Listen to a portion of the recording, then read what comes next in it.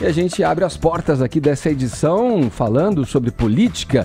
Nessa quarta-feira, em votação pra lá de apertada, o Supremo Tribunal Federal decidiu que ações que impossibilitem o exercício do mandato parlamentar precisam de autorização do Congresso Nacional. Os ministros da Corte concluíram que a Justiça pode impor as chamadas medidas cautelares. No entanto, se essas medidas afetarem direta ou indiretamente o livre exercício do mandato, elas precisam do aval do Congresso.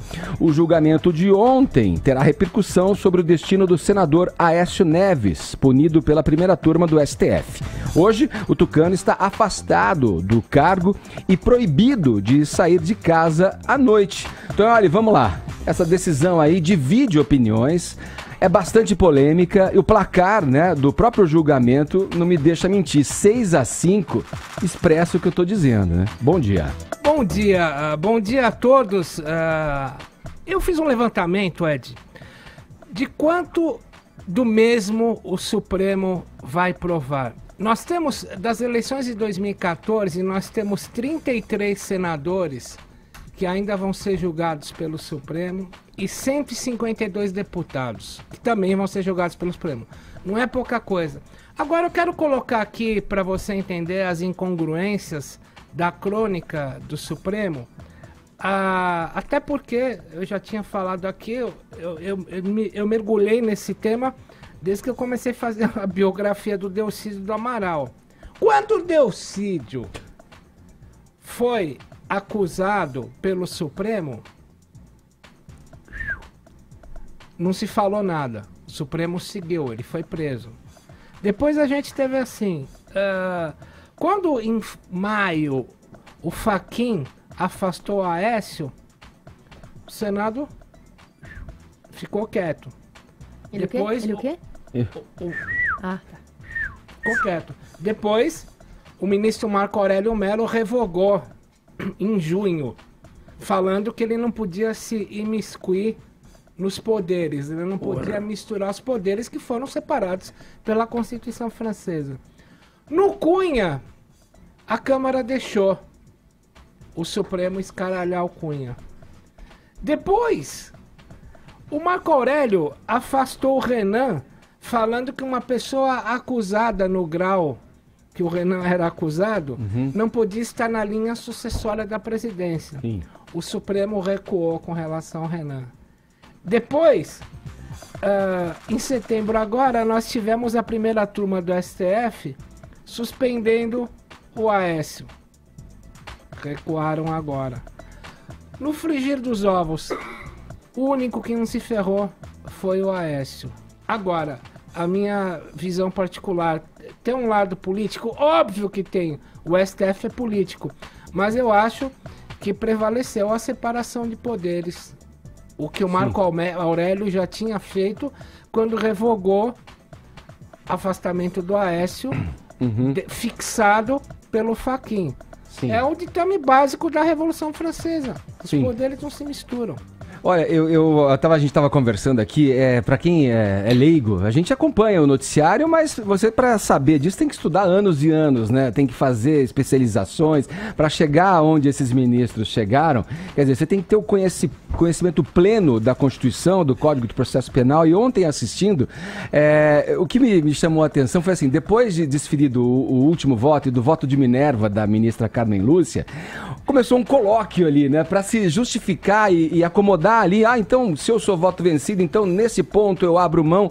E é bom que o ouvinte que nos acompanha aqui no Morning Show tenha pelo menos um mínimo de clareza do que a gente está falando, né?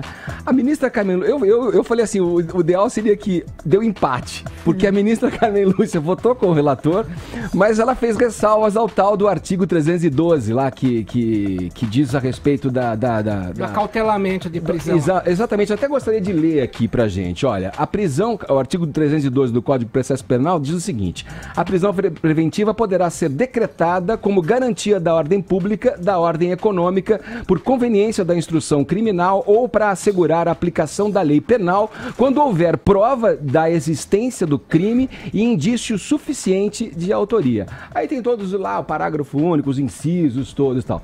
Mas a ministra votou com a relatoria, com o ministro Fachin, e fez a ressalva a esse artigo. Quer dizer, ela deu meio voto para cada lado. Então ficou 5,5, 5,5. Você tem o artigo 53 da Constituição, inciso 2º, que foi redigido na época da Carta Magna em 88, pelo então deputado federal José Roberto Batóquio, que hoje é advogado do Lula. O artigo 53, inciso 2º da Constituição diz que parlamentar só pode ser preso em flagrante delito. Isso.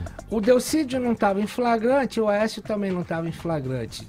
Segundo o artigo 53, inciso 2º. Portanto, levar isso à frente iria ferir a Constituição. Uhum. Mas é interessante o que o Ed falou, porque chamar a população para assistir isso é muito difícil, porque os temas são rebuscados, as palavras são difíceis, não é convidativo, não é uma coisa prazerosa de se ouvir, mas é muito interessante, porque cada ponto que os ministros colocam ali, você pode concordar ou discordar, e assim você vai formando seu pensamento crítico das coisas, né?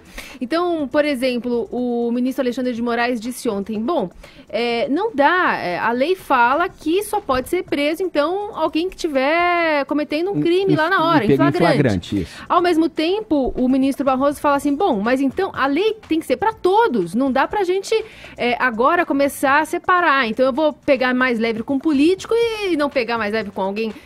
Então, assim, você fala, mas é verdade. Então você vai também formando seu pensamento crítico, e é ótimo que a gente assista essas discussões, por mais espinhosas que elas sejam, e por mais que isso não seja tão convidativo, e assistir um jornalzinho da manhã já com tudo pincelado e editado seja muito melhor, né?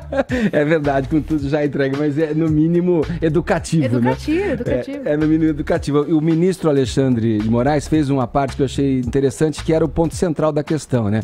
Como é que, então, ele querendo entender o voto da ministra, o voto de Minerva da ministra Carmen Lúcia, assim, então como é que a gente vota num sentido e permite que, se isso interfira na função do parlamentar, ele possa, né, estar presente no Congresso para dirimir as questões que lhe cabem aqui como parlamentar, né? Digo, como é que a gente vai, então, mandar aquele sujeito uma prisão preventiva, por exemplo, mandar ele se recolher às 18 horas, se o Congresso ainda funciona e ele precisa estar desenvolvendo? Existiria ali, segundo ele, pelo que entendi, uma incongruência ali, né? E essas nuances que você colocou, Carol, são muito interessantes, porque você passa a entender e concordar com um ministro, e depois passa a entender e concordar com outro, e esses ministros têm votos divergentes. Sim, aí dá uma confusão danada. Olha, a culpa do Temer, ninguém mandou ficar encontrando o Joesley Batista às 11 da noite, entrando pela garagem. Agora querem impedir todo mundo de trabalhar à noite. Começou em 17 de março, exatamente. E Ed, como a Carmen Lúcia deu o voto Minerva, assim Carminha a humanidade.